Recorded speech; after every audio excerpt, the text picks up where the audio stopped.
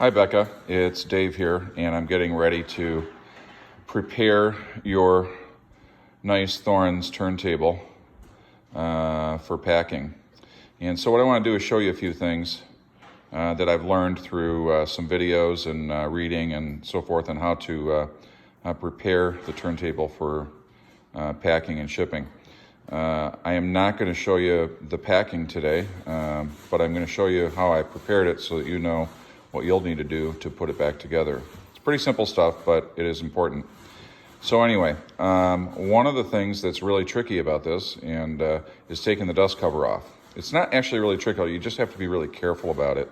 And so I'm going to swing around and show you the hinges, and they're just kind of little plastic hinges that I'm told are at this age quite brittle, so you want to be careful with them. And this is the hinge on the table itself, and I'm going to show you with my finger. There's a little tab here, and you kind of pull that out. See how it wiggles there a little bit?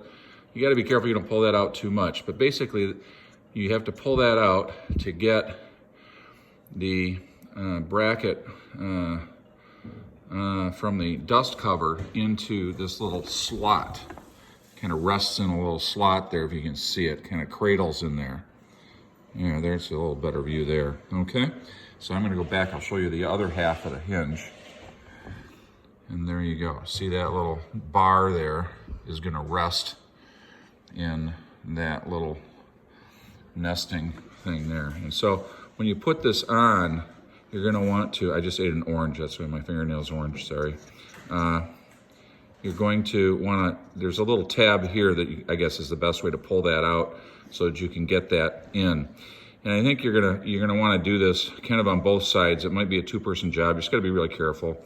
But you can see the hinge here is the same way. It's just got a little tab on that side, and there's that hinge. So everything's intact right now, but I've taken it off for preparing for shipment. So let's go back over here. And I'm going to be taking the platter off as well as the belt. I'll put the belt in a little bag. I'm going to also be taking the counterweight off. I'm told to take that off.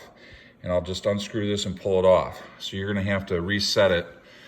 And I think when I got it, I Googled how to do this with this particular turntable, and there's plenty of videos and instructions out there, and I'm sure you can find an old instruction manual online somehow. I don't have that. And I learned how to set everything. Not too complicated, just kind of a stepwise process. You probably want to start looking that up now so you can find some information.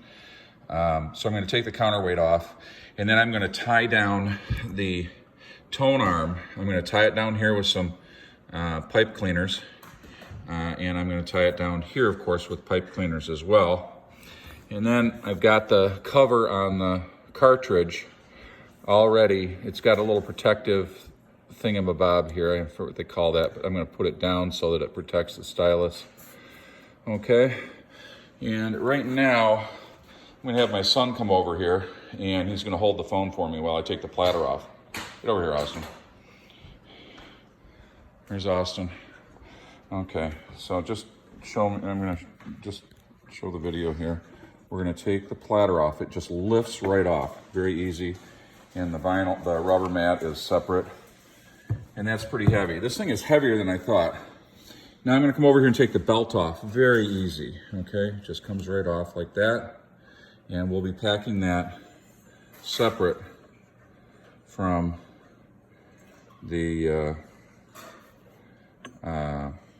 everything. I'll put it in a little baggie for you. Okay, let's get it out. It's kind of caught under the whatever they call that. Okay, so there's your belt. I'm going to take this little doohickey off so it doesn't flop around. There we go. Okay, now this is all going to stay in place.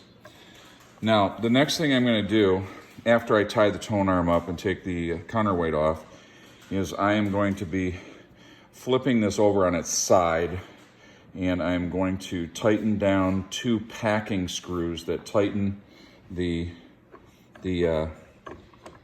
mechanism so it doesn't bounce around. So they tell you, thanks Austin, I appreciate that. they tell you, as you can see in the instructions, before shipping, tighten the interlocks. The interlocks are underneath the table, okay? And I'll mark them for you.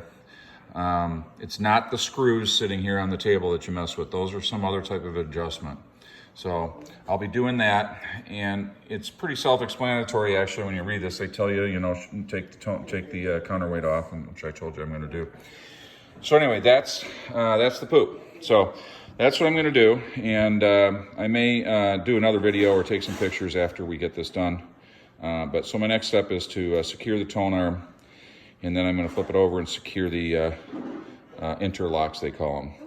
And there is, by the way, you've got a power cord, of course, and your cords to attach it to your